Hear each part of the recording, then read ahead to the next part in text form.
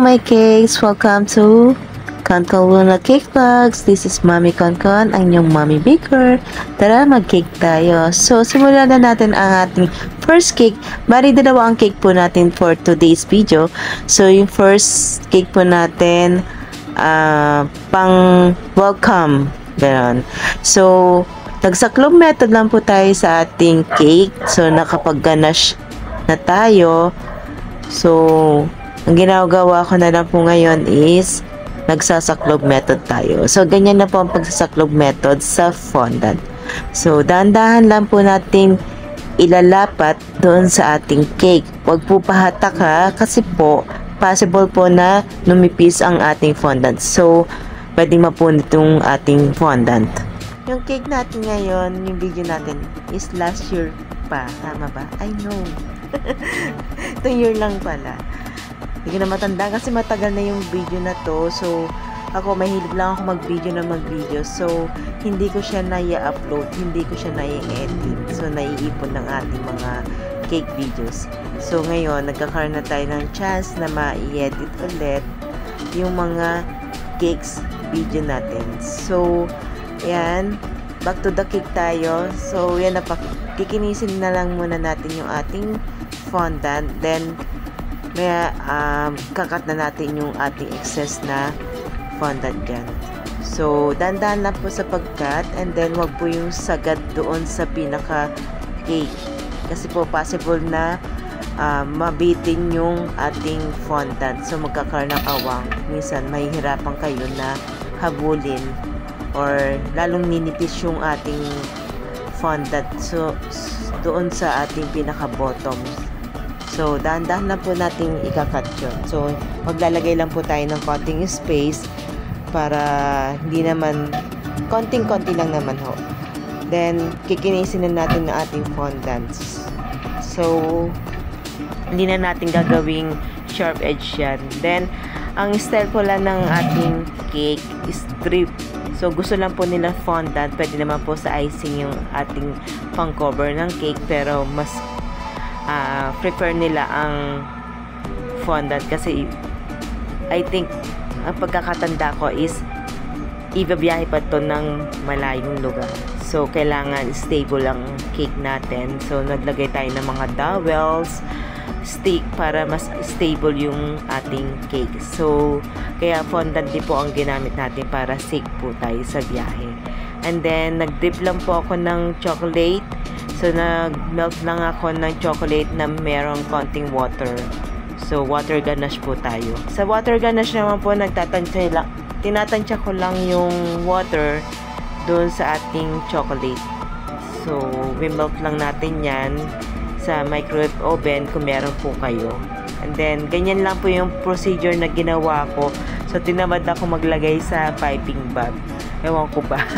Kasi medyo rush na rin. So, kailangan i-buhos ko na lang siya at matapos din agad. Kasi may oras ng pag-pick up. I think, umaga yan eh. So, morning pick up tayo. So, talagang kailangan matapos agad. So, wala pa akong tulog niyan. So, continuous paglalagay po ng ating mga chocolate sa ating top ng cake. So, medyo tumitigas agad siya kasi naka-aircon ako. Nagda-dry na agad siya. Tumitigas na. Lumalapot na masyado. Yung size nga pala ng ating cake is ulit. 8 by 5. And then yung flavor ng cake natin, moist chocolate flavor. And then meron siyang feeling ng chocolate mousse with chocolate chips. So, more on chocolate tayo ngayon. Best seller ko kasi ang moist chocolate. Promise. Talaga masarap siya. Promise. So, yan ang mga binabalik-balikan ng mga customer ko. Ang moist chocolate flavor. So, yung iba, pwede naman mag-request sa mga client ko ng mga any flavors. So, siyempre, depende yan sa cake flavors. So, depende yan sa price do sa cake flavors. Ay, paulit-ulit. Ano ba yan? Naantok pa ako. So, ayan. Nakapag-drip na po tayo ng cake natin, ng chocolate. So, ang ating design ng ating cake. Nag-pipe lang po ako ng ganyan. Nasa ganyan. Nakalimutan ko kung anong tip yan. So, yung maraming ngipit, yun yung ginamit ko. Tapos, ganyan lang, parang pa-half moon lang yung magiging design niya. Tapos, may nakasulat lang. So, syempre, wala tayong talent sa ating pagsusulat sa calligraphy. So, we need more practice pa talaga. So, hindi ako makapag-focus pa sa pag-practice ng calligraphy.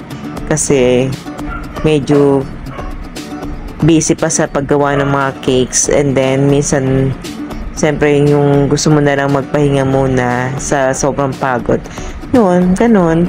Tapos kaya ginagawa ko na lang, nagpa-fondant na lang tayo, diba? So wag natin pahirapan yung sarili natin. So may mga silicone molder naman tayo, may mga pangkat ng letters, so pwede na yon. For the go na yan. Go. So, dyan nga pala sa design natin sa bottom. So, naglagay lang po ako ng border ng mga pearl. So, meron ako silicone molder ng mga pearl. Basta, yun na yun. So, yung aking silicone molder kasi medyo, nagkakabungi-bungi na. So, kailangan ko siguro palitan na siya. Pero, pwede pa naman siya. Pero, touch mo na lang ng konti. So, nabitin pa nga. So, gumawa pa tayo ng konti na ipang lalagay dun sa ating bordering na yan. So, ang fondant na gamit ko is marshmallow fondant lang naman po. So, siyempre, yung typical na ingredients lang naman po niyan. So, yung mallows and powdered sugar. So, konting tubig, then microwave mo yung ating mallows with water. Syempre, yung pinakalalagyan niyan, lagyan mo ng shortening kasi didikit yan for sure. So, ganun lang po. So, sandali mo na naman siya i-microwave. So, ayun nga, kakadaldal natin na ito na pala. Tapos na ang ating cake. So, yun nga yung sinasabi ko ng welcome to Volcan Emo. So, naglagay lang tayo ng fondant na letters. So, yung second video natin, so, second cake natin, sila din po yung nagpagawa. So, dalawa yung pinagawa nilang cake. So, sabay po nilang ibabiyahe po yata yan. So, ganon. Yeah, fondant din po. So, again, yung ating cake ang ating cake is Saclop method ulit. So, nakapag-ganache na tayo. So, nag-sharp edge pa tayo. Tapos, ganyan din pala gagawin natin. Saclop method din, hindi siya sharp edge yung fondant. So, diba? Ay, nako, talaga ang baker. So, same lang naman din ang procedure ng ginawa ko doon sa ating unang cake. So, Saclop method ulit. So, ang kahirapan ba? Ang kaibahan lang naman po kasi sa Saclop method, minsan nagkakaroon siya ng mga tiklop-tiklop. Parang pag nilapat mo yung fondant, minsan di naiiwasan na magkakaroon siya ng tiklop, ng something, ano ba tawag doon? Mark ng paglapat natin. So, kailangan kaya mo siyang pakinisin pag nagkaroon siya ng mark, di ba? So, hindi katulad do sa paneling method, flat na siya. So, konting kinis ka na lang. Kasi, ibibilot mo lang naman doon. Unlike sa Saclop method, talagang lalapat mo siya unti-unti at huwag pahatak para hindi siya lumipis lalo. So, yan, talagang kailangan siguraduhin mo na makinis yung ating fondant. So, maraming beses mo siyang paplansyahin para maging smooth. Yan. Tapos, yung pinakagilid ng ating top is roundy siya. So, hindi natin siya nabubulol ako. Hindi natin siya sharp edge yan. So, yan. Ganyan lang po yung design niya. So, hindi ko na napakita ko paano ko siya ginawa kasi talagang rush na. So, nagbilog-bilog lang ako niyan. So, simple lang naman yung design nito. Mga balls and drape lang din po. Then, yung name lang. So, ganun lang kasimple yung design ng ating cake. So, sa mga gusto rin po magpa-book at magpa-customize ng cake, you can visit Menyan Cakes and Face Race. And kung hindi ka pa naka-follow at gusto pong makapanood ng mga ganitong videos, you can follow me and share na rin po ng ating videos. And please heart and comment. Hanggang sa susunod na cake vlog. Bye-bye!